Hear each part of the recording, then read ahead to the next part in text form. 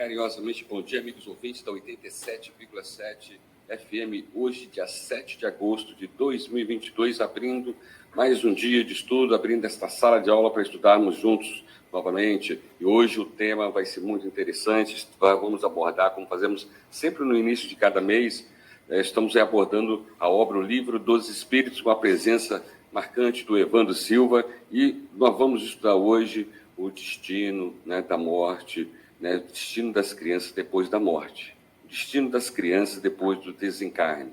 Falar de uma dor que não tem nome, quando a gente perde os pais, ficamos órfãos, perdemos marido, esposa, viúva, mas perder um filho, essa dor não tem nome. Então nós vamos estudar sobre a ótica espírita, está no capítulo, Destino das Crianças Depois da Morte, na obra do Livro dos Espíritos. Mas nós vamos finalizar as duas últimas questões de transmigrações progressivas. Como nós falamos, não vamos pular nenhuma pergunta e nenhuma questão da obra. Eu vou passar o microfone aqui para o nosso entrevistado dessa manhã de domingo. Hoje, uma abordagem muito interessante dessa obra fantástica do Livro dos Espíritos. Bom dia, Evandro. Mais um dia de estudo, Bom dia, meus amigos Márcio, Deco, Marquinhos, Celso Tinta, todo mundo que está ouvindo a gente, está sintonizado com a gente. Muito obrigado pela participação, pela presença de todos vocês. Só desejamos que Deus possa nos abençoar mais uma vez nesse dia, nesse trabalho, que os bons espíritos estejam conosco e que tenhamos um domingo maravilhoso. Muito bem. Vamos para o nosso momento espírita, Deco. Vamos lá, então, para você, amigo ouvinte, nessa manhã de domingo.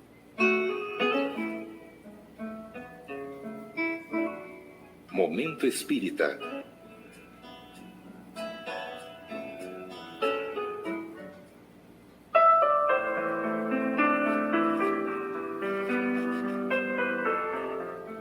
Numa noite dessas, quando voltávamos para casa um pouco mais tarde do que o horário habitual, percebemos uma pequena aglomeração de jovens no quintal de uma casa comercial.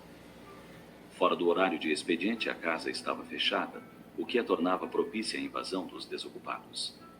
Em princípio, pensamos que eram meninos de rua buscando abrigo seguro, mas logo percebemos que se tratava de garotos de classe média, fazendo uso de drogas despreocupadamente.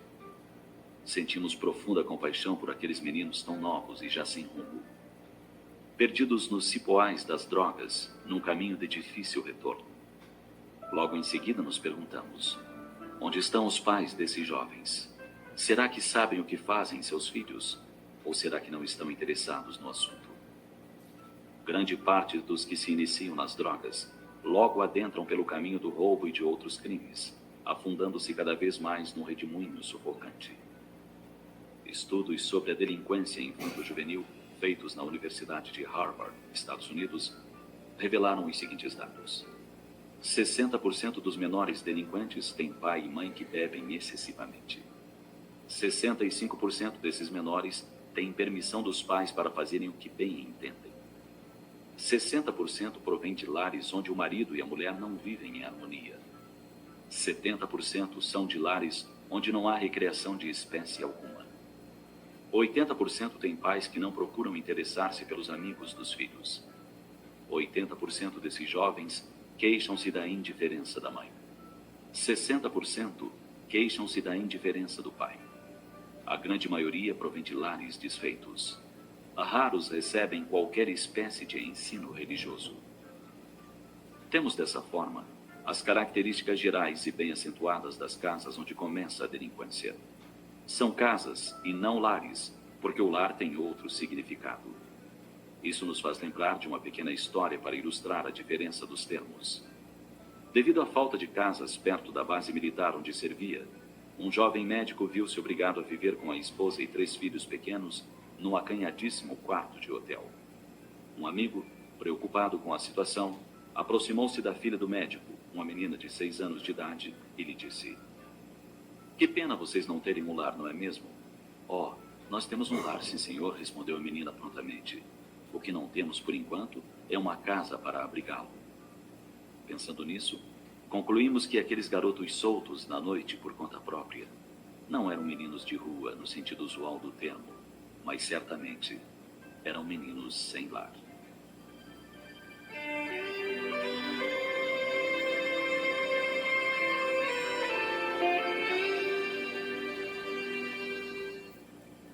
Você já pensou com seriedade nas características gerais que definem as casas de onde sai grande parte dos delinquentes? Vale a pena que prestemos muita atenção nos percentuais levantados pela Universidade de Harvard para que analisemos a nossa situação dentro do lar. E se detectarmos qualquer coincidência com os fatores predisponentes à delinquência, não hesitemos em mudar o rumo das coisas antes que seja demasiado tarde. Pensemos nisso.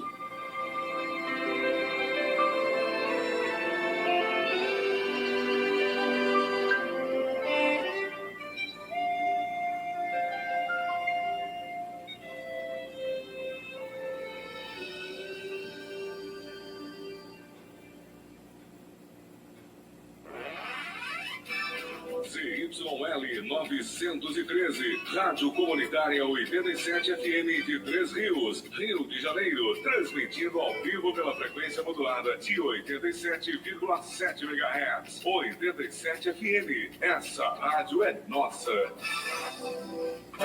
A Rádio 87,7 FM está apresentando a luz do Espiritismo. Muito bem, retornando aí depois dessa mensagem edificante, a mensagem profunda, uma mensagem que deixa a gente pensando, refletir também, né, acerca dela. Aí está a responsabilidade dos pais perante as crianças, né, de levar a escolinha de evangelização, independente se seja católico, espírita, evangélico, e se não tiver a religião, procure uma, encaminhe sua criança à escolinha de evangelização. Esse espírito é tão velho quanto nós.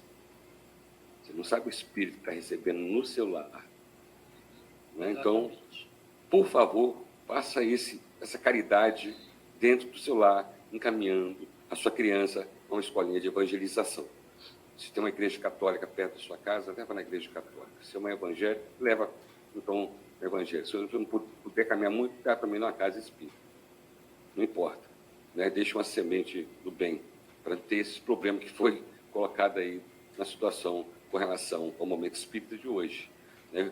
Anunciar que esse mês começou o censo 2022, quando o recenseador chegar à sua casa, receba-o gentilmente e responda todas as perguntas. E quando perguntarem, sua religião, não hesite em responder, eu sou espírita. Isso aí. Tá? Não hesite em responder, eu sou espírita. E, por favor, a gente pede, né, todo mundo que for responder isso, não aceitar dizer assim, você é espírita kardecista, fala assim, não, eu sou espírita, porque kardecismo não existe. Exatamente. Muito bem colocado, Evandro. Nas obras básicas de Kardec, em momento algum ele coloca espírita kardecista ou kardecista. Isso é uma campanha que eu faço. Sim, mas todo correto. lugar que eu vou. Muito bem. Vamos exterminar, né, abolir o termo kardecista. Kardecismo não existe. Isso aí. Nós somos espíritas. Exatamente. Então, eu sou espírita. Você sabia, né, que o censo de 2010 revelou que o Brasil tinha em torno de 3,8 milhões de pessoas que se declararam espíritas? Então, vamos ver agora como vai ser agora, né, depois de 12 anos, né? Era para ter ocorrido esse censo em 2020, devido à pandemia. Começou agora, nesse mês agora. Evandro, vamos na questão 996 da obra O Livro dos Espíritos, antes de a gente entrar justamente no capítulo que nós anunciamos, mas faltavam duas questões e duas respostas. Né? Uhum. Kardec pergunta, não podendo os espíritos melhorar-se, a não ser por meio das tribulações da existência corpórea, segue-se que a vida material seja uma espécie de cadinho ou de depurador pelo qual devem passar os seres do mundo espiritual para alcançar a perfeição? E os espíritos responderam, sim, é exatamente isso. Eles se melhoram nessas provas, evitando o mal e praticando o bem. Porém, somente ao cabo de mais ou menos longo tempo, conforme os esforços que empreguem, somente após muitas encarnações ou depurações sucessivas, atingem a finalidade para que tendem. Vamos analisar essa questão um pouco mais. Primeiro, a gente vem aqui na Terra, a doutrina espírita nos ensina que a gente precisa passar por várias existências para atingir a perfeição. Isso. Então, a gente conclui que nós temos dois pontos principais, a criação e a perfeição. E, segundo a matemática, a menor distância entre dois pontos é uma linha reta, que seria o ideal para nós, seguirmos em linha reta. Só que nós, na grande esmagadora maioria dos casos que estão aqui na Terra, nós não seguimos em linha reta. Nós vamos em linhas curvas. Tortuosas. E ficamos dando voltas. Ficamos atordoados. Né? E muitas das vezes sem sair do lugar. Não é? Daí a gente pergunta, por que existe o sofrimento na Terra? Qual a razão de existir o sofrimento? Aí a gente falaria assim, o sofrimento é o remédio amargo para que a gente possa atingir os nossos objetivos, que é a perfeição. Certo, mas a gente questiona, ele seria necessário de existir? Não. O sofrimento não precisava existir na Terra, não é? Porque nós poderíamos evoluir e atingir o nosso ponto de objetivo, que é a perfeição, sem necessariamente passar pelo sofrimento. Então a gente conclui que o sofrimento ele é uma opção nossa, não é? Enquanto nós quisermos sofrer, nós vamos sofrer.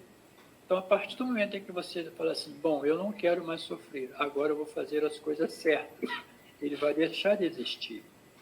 Porque o sofrimento, ele não é criação de Deus, ele é opção nossa. Certo? Aí aqui na pergunta diz assim, não podendo o espírito aperfeiçoar-se a não ser por meio de tribulações de existências corpóreas. Ora, isso é uma opção que a gente tem, não é? Não necessariamente teria que ser desta forma, mas as tribulações, elas fazem parte do nosso aprimoramento, do nosso ensinamento. Ou seja,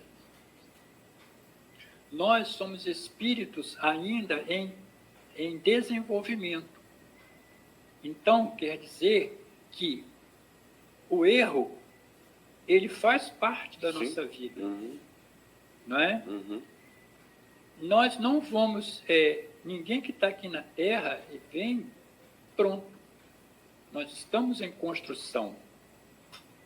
Mas, uma vez que você aprende que aquilo é errado, aí você passa a ter uma responsabilidade maior por aquilo que você vai fazer.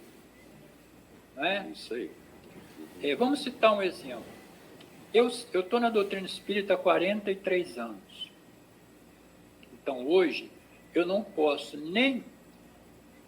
tenho nem o direito de sequer imaginar em tirar a minha própria existência física. O suicídio é algo que nunca deve sequer passar perto da minha mente. Por quê? Porque hoje eu tenho absoluta certeza de que ninguém morre. Diferente daquela pessoa que nunca teve esse ensinamento, que nunca teve essa informação. Então, em determinado momento, ela comete o ato do suicídio. A responsabilidade desta pessoa será diferente da minha. Por quê? Porque ela não tinha o conhecimento que eu tenho.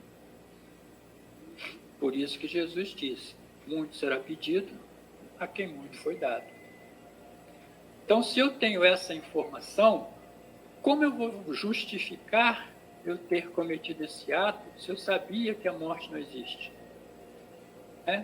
Então, daí a gente começa a entender o que quer dizer essa frase. Não podendo o espírito aperfeiçoar-se a não ser por meio de tribulações da existência. Isso é o quê? É o aprendizado. Então, conforme você vai aprendendo, a tribulação, ela é o seu aprendizado. Ela serve para te ensinar. Agora, uma vez aprendido, não erre de novo. Exato. E aí alcançar a perfeição não é um esforço de cada um. Aí essa resposta, Kardec formula 196A.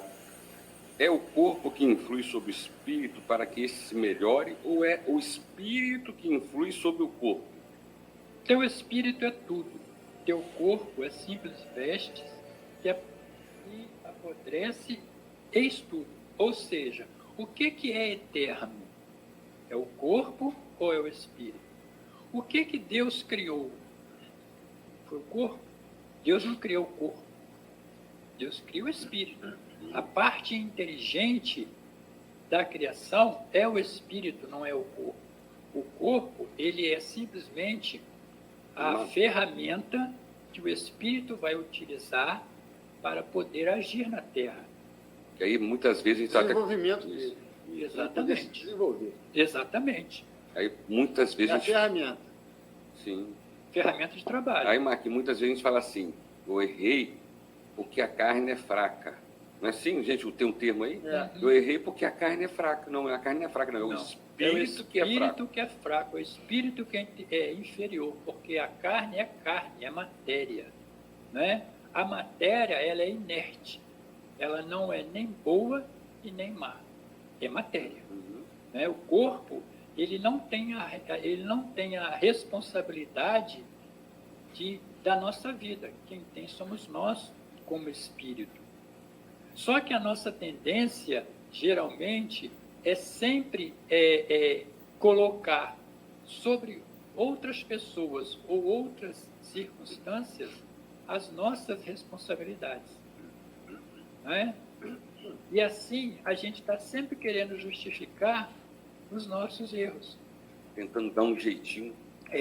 Quando a gente serve o quartel, né? Lá no quartel tem a hora do pato, que é a hora que a gente tem que ir lá, né? Não sei se ainda tem, porque eu servi há tanto tempo, é que a gente tem que ir lá se justificar, né? As bobagens que a gente fazia. E quando a gente chegava lá nesse momento diante dos comandantes, né, a gente chegava lá, se explicava, chorava as lágrimas, e eles diziam para a gente: soldado, explica, mas não justifica. Então, a gente tem que estar sempre atento a isso. Nós temos explicações para tudo, temos justificativas para tudo, mas será que a gente tem razão naquilo que a gente está justificando? Tem até uma pergunta aqui do Bruno Emanuel, da gente, que nós somos espíritos tendo experiência carnais para evoluir? Sim. Sim. É aqui que a gente evolui mais.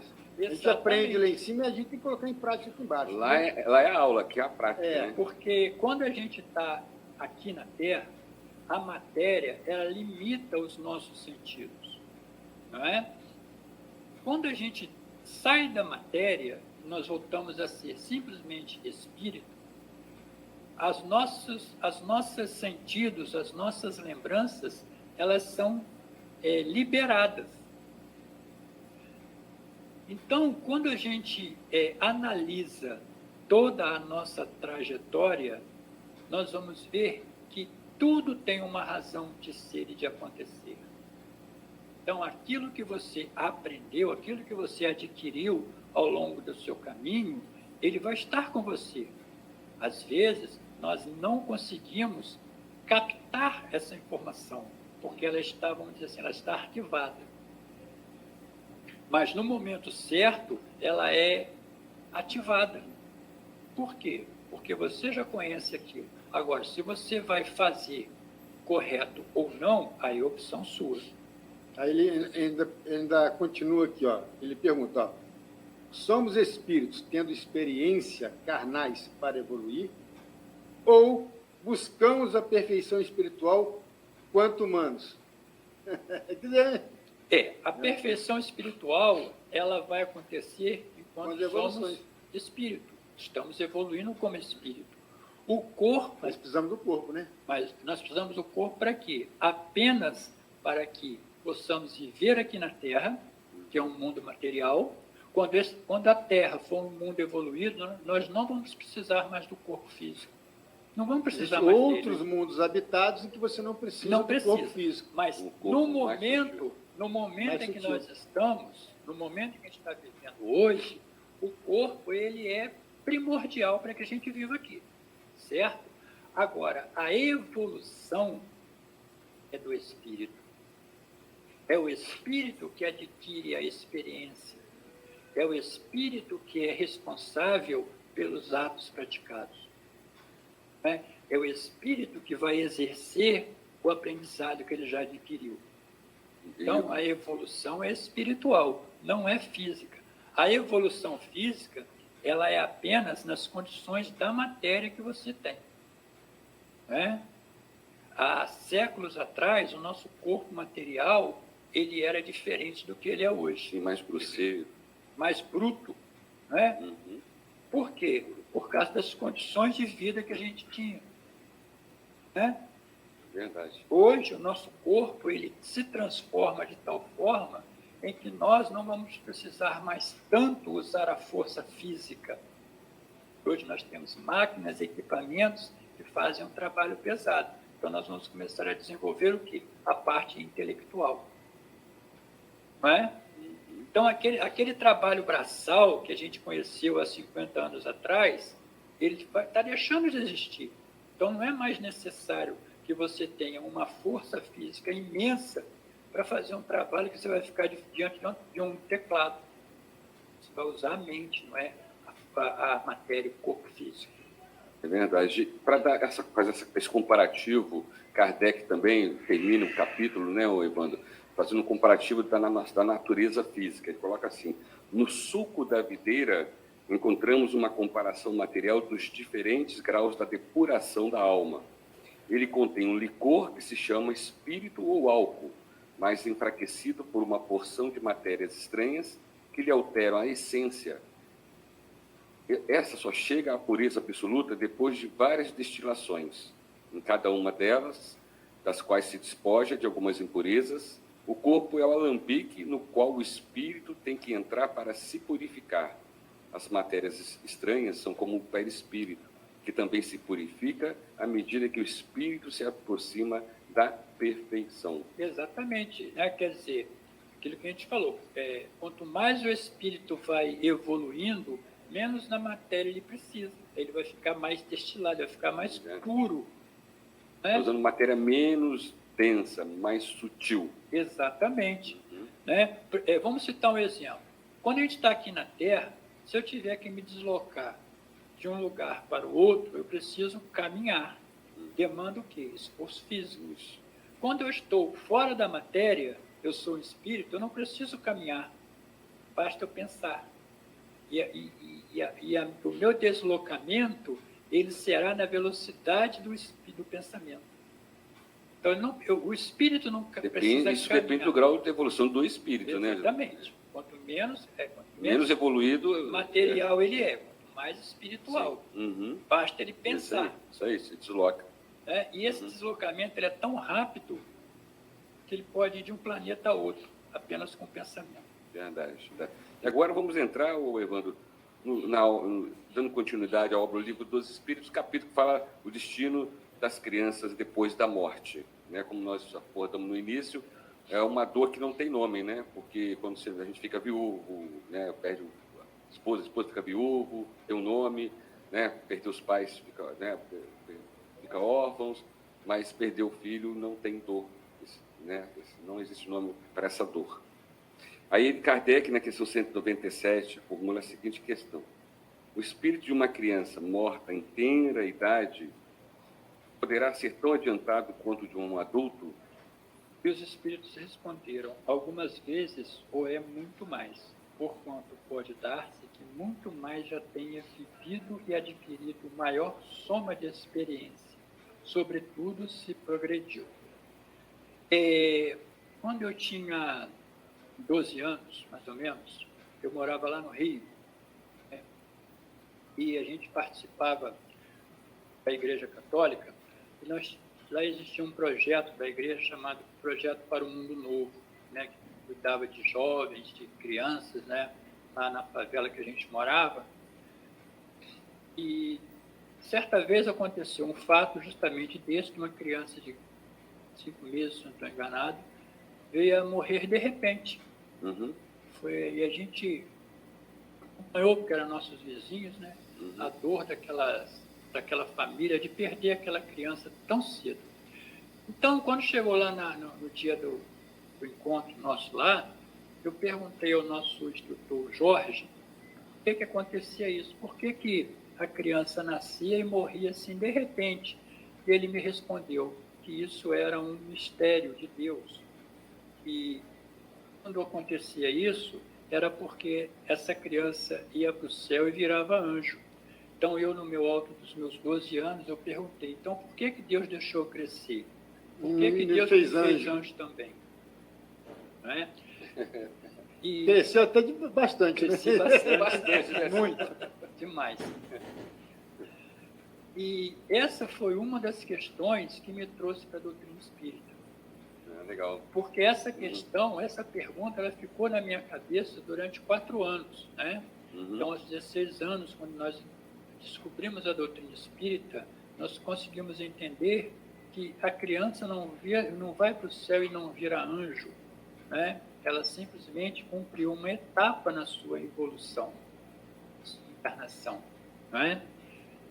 Então, quando os espíritos respondem, algumas vezes, ou é muito mais, porquanto pode dar-se que muito já viveu, né, e adquiriu maior soma de experiências, ou seja, esse espírito desta criança é um espírito antigo, que, ao reencarnar e passar por este processo de retorno rápido, ele cumpriu uma etapa na sua evolução, ele resgatou um débito que ele possa ter praticado, por exemplo, a eutanásia.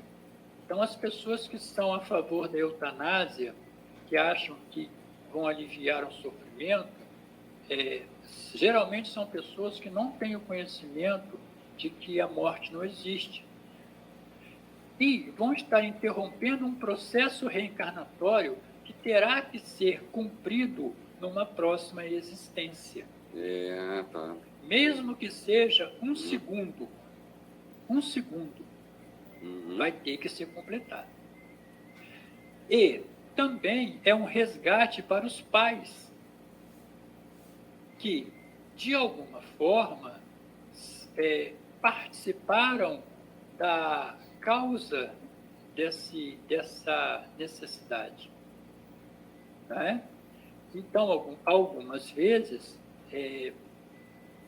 resgate não é para o espírito, mas é para os pais, que terão que passar pela dor e pela dificuldade da perda de um filho.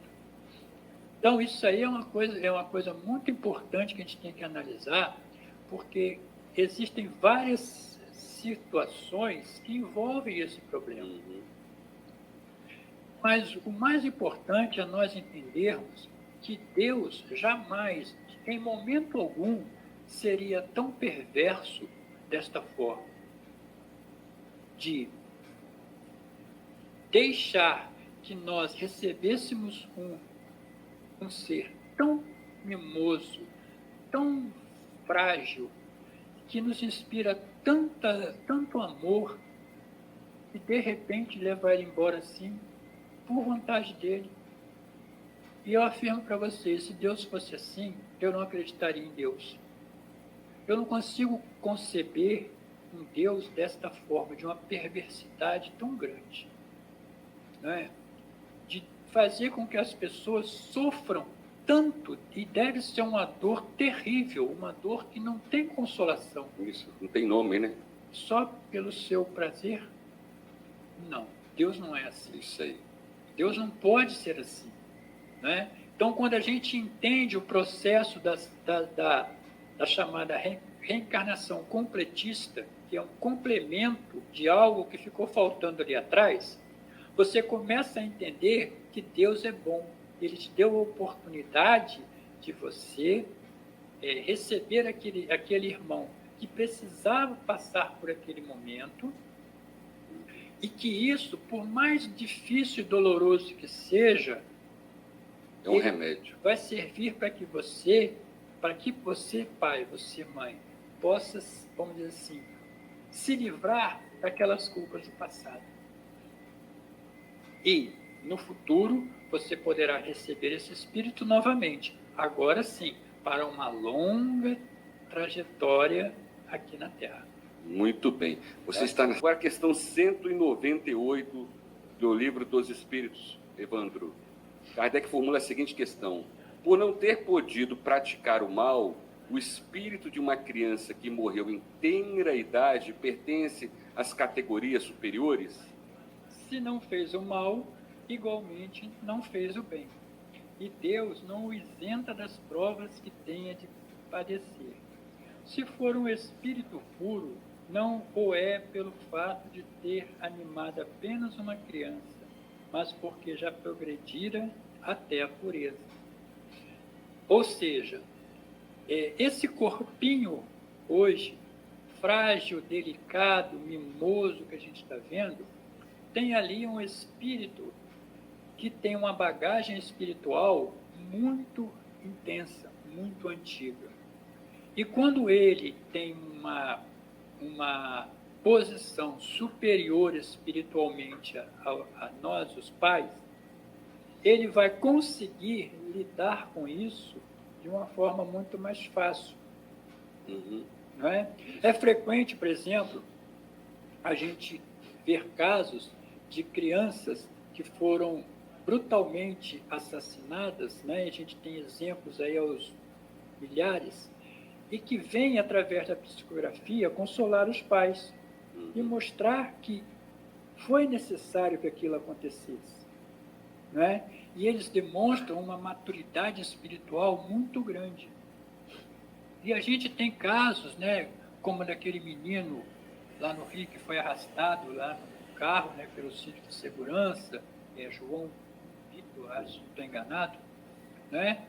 E a gente observando a mensagem que aquele espírito mandou, o equilíbrio, a consciência dele demonstra que ali não é uma criança, ali é um espírito antigo. Não é? E isso faz com que nosso coração se console, porque a gente entende a necessidade de cada um.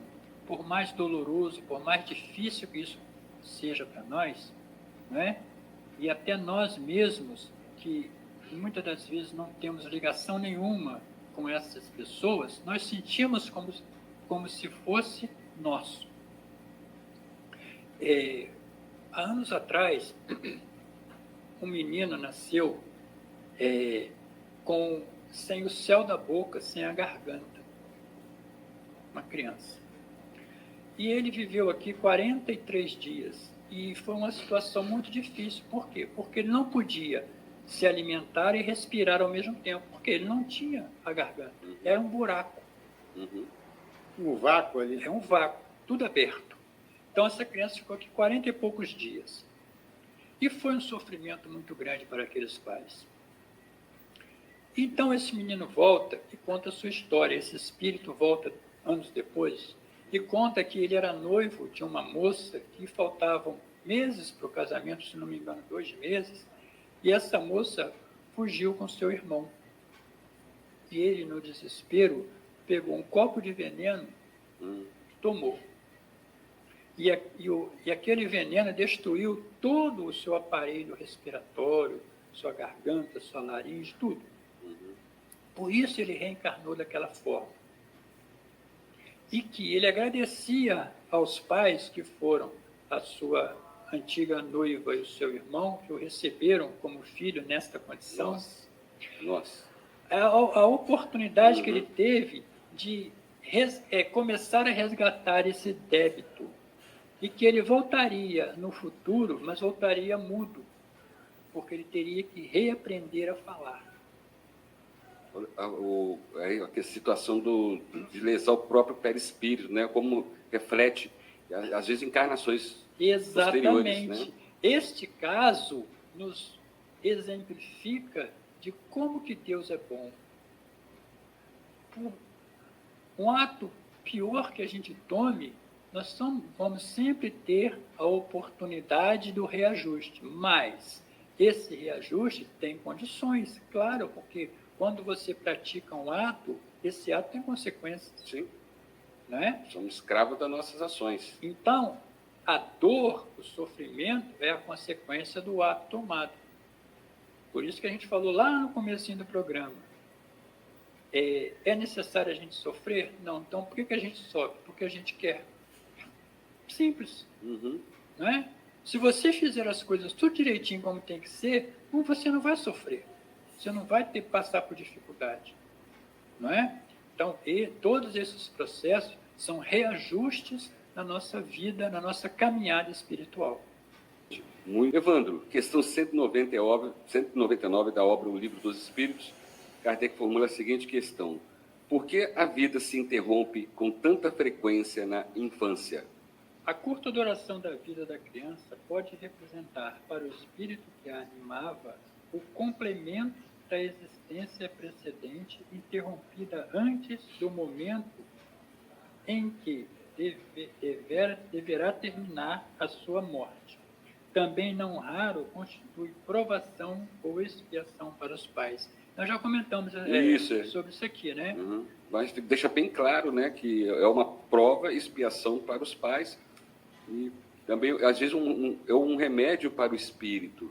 E passar esse pelo choque da matéria em pouco tempo, porque na espiritualidade, né, o sofrimento com relação da existência anterior, praticamente, ou das existências anteriores, né, aquela questão da monoideia, né, da ideia fixa, e às vezes o choque da matéria, com o processo da miniaturização do perispírito, um novo nascimento, é um novo despertar para esse espírito, né? E tecnicamente, assim, a técnica espírita, ela nos esclarece de uma forma muito clara tudo isso. Por quê? Quando a gente começa a estudar, por exemplo, a questão do perispírito, você entende que todas as nossas ações, boas e más, elas ficam gravadas no nosso perispírito. Uhum.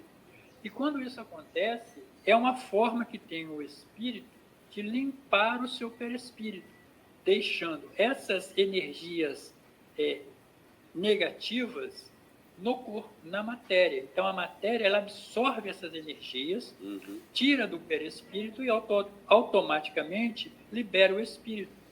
Então, nesse processo, o espírito se torna limpo para que mais à frente ele possa retornar de uma forma muito mais tranquila, muito mais serena.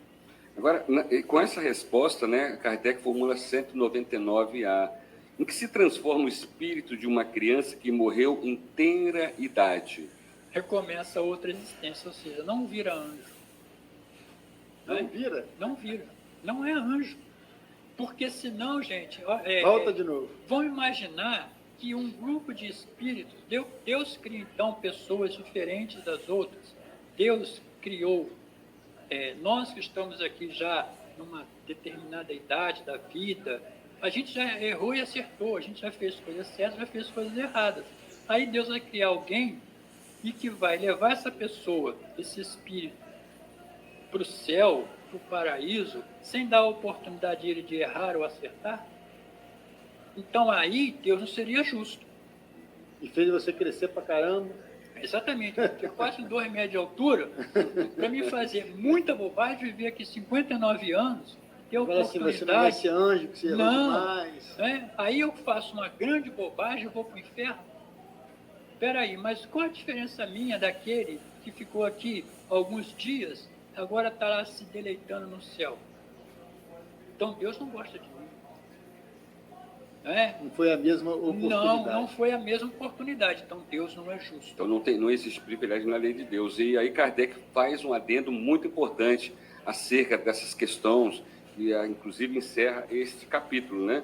Ele coloca bem claro para nós: se o homem só tivesse uma existência, e se após essa existência sua sorte futura ficasse decidida para sempre, qual seria o mérito da metade da espécie humana, né, que morre em tenra idade para gozar, sem esforços, da felicidade eterna? E com que direito se acharia isenta das condições frequentemente tão duras impostas à outra metade? Daí o Evandro falou aqui: semelhante ordem de coisas não se harmonizaria com a justiça de Deus. Com a reencarnação, a igualdade é para todos. O futuro pertence a todos, sem exceção, e sem favor para quem quer que seja. E os que chegarem por último só poderão queixar-se de si mesmos. O homem deve ter o mérito de seus atos, como tem deles a responsabilidade. Aliás, não é racional considerar-se a infância como um estado normal de inocência. Não se vê em crianças dotadas dos piores instintos numa idade em que a educação ainda não pôde ter exercido a sua influência? Não se vê em algumas que parecem trazer do berço a astúcia, a falsidade, a perfídia, até mesmo o instinto do roubo e do assassínio?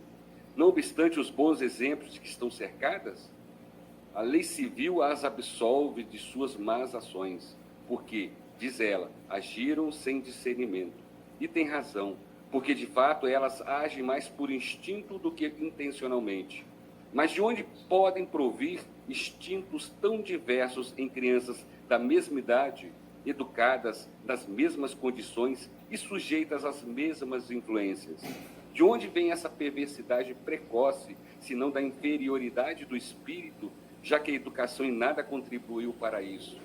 As que são viciosas o são porque seus espíritos progrediram menos e têm então de sofrer as consequências não dos atos que praticaram na infância, mas de suas existências anteriores. A lei, portanto, é a mesma para todos, e a justiça de Deus a todos alcança.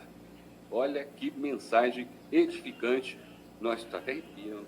O Livro dos Espíritos, terminando, né, esse capítulo importante. Evandro, pode pontuar que nós temos 5 minutos ainda. Então, a gente conclui como essa doutrina espírita ela é maravilhosa, como ela nos deixa assim entender o que é Deus de verdade, não é? Porque a gente não quer entrar aqui no mérito da crença, cada um tem a sua crença, cada um acredita naquilo que quiser, não é isso. Nós estamos analisando sobre a ótica espírita, daquilo que eu acredito, daquilo que eu aprendi com essa doutrina.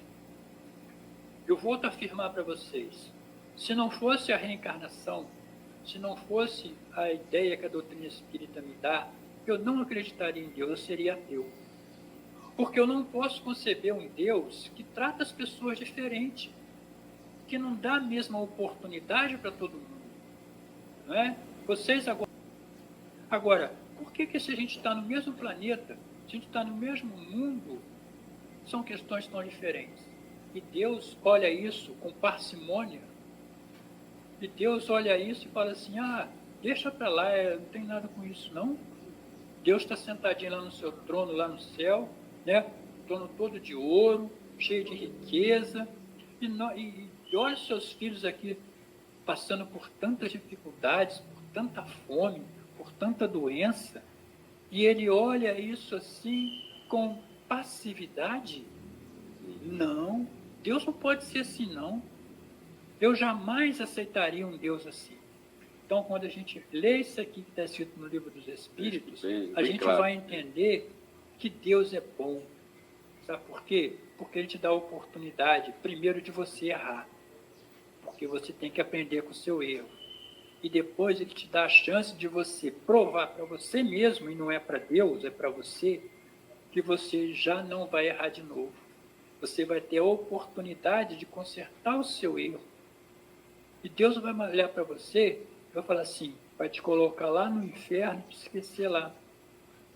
Como a gente faz aqui no Brasil, né, que a gente pega lá o cara que cometeu um crime, joga ele lá na prisão, lá em Bangu, e esquece do cara lá. Né? Porque se ele não tiver dinheiro, né, se ele não tiver influência, se ele não tiver poder, ele vai apodrecer lá e ninguém vai ligar para ele. Agora, aquele que pode pagar advogado, aquele que pode ficar em prisão domiciliar. Já viu pobre em prisão domiciliar no Brasil? Não. Não é? Não vê. Mas o cara em prisão domiciliar, ele vai ter todo o conforto, todas as mordomias que ele sempre teve. Né? Enquanto aquele que não pode ter essa oportunidade, vai apodrecer lá na cadeia. No máximo, ele vai usar uma tornozeleira eletrônica e vai voltar lá para onde vai passar fome. Então, Deus não é assim, não. Ele vai te dar a oportunidade de você consertar o erro que você praticou. Como? Nascendo de novo. Bem claro aqui, com a reencarnação, a igualdade é para todos. Então, chegando já ao finalzinho do programa Luz do Espiritismo, suas considerações finais, Evandro, agradecer. Mês que vem, vamos entrar no capítulo Sexos nos Espíritos. Né? Que é a questão 200, os espíritos têm sexo? Então, nós não estamos pulando em nenhuma questão das 1019 questão da obra, o Livro dos Espíritos, como a gente sempre fala aqui, o Livro dos Espíritos não é para ser lido, é para ser estudado. A gente vai só agradecer a todo mundo que esteve com a gente, que participou com a gente, né? Minha amiga Lucinha, um abraço para você, né? Que você mandou um abraço para a gente, Dona Lucilda, todo mundo aí que participou com a gente. Obrigado mais uma vez pela companhia e até o mês que vem, se Deus quiser. Isso aí, sexo. Deus, nosso Pai, que sois todo poder e bondade, dai força àquele que passa pela provação, dai luz àquele que procura a verdade, ponde no coração do homem a compaixão e a caridade. Deus, dai ao viajor a estrela guia, ao aflito a consolação, ao doente o repouso.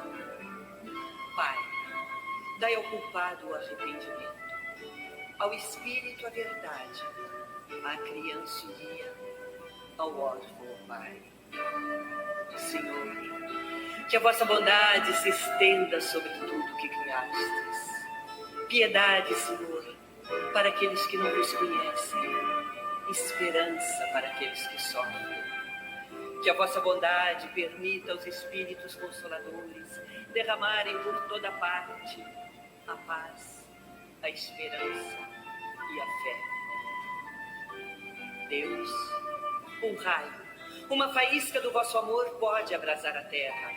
Deixai-nos beber nas fontes da vossa bondade fecunda e infinita, e todas as lágrimas secarão, todas as dores se acalmarão. Um só coração, um só pensamento subirá até vós, como um grito de reconhecimento e de amor. Como Moisés sobre a montanha, nós vos esperamos de braços abertos. Ó bondade, ó beleza, ó perfeição, que queremos de alguma sorte alcançar a vossa misericórdia. Deus, dai-nos força de ajudar o progresso, a fim de subirmos até vós. Dai-nos a caridade pura, dai-nos a fé e a razão. Dai-nos a simplicidade, que fará de nossas almas um espelho, onde se refletirá a vossa divina imagem.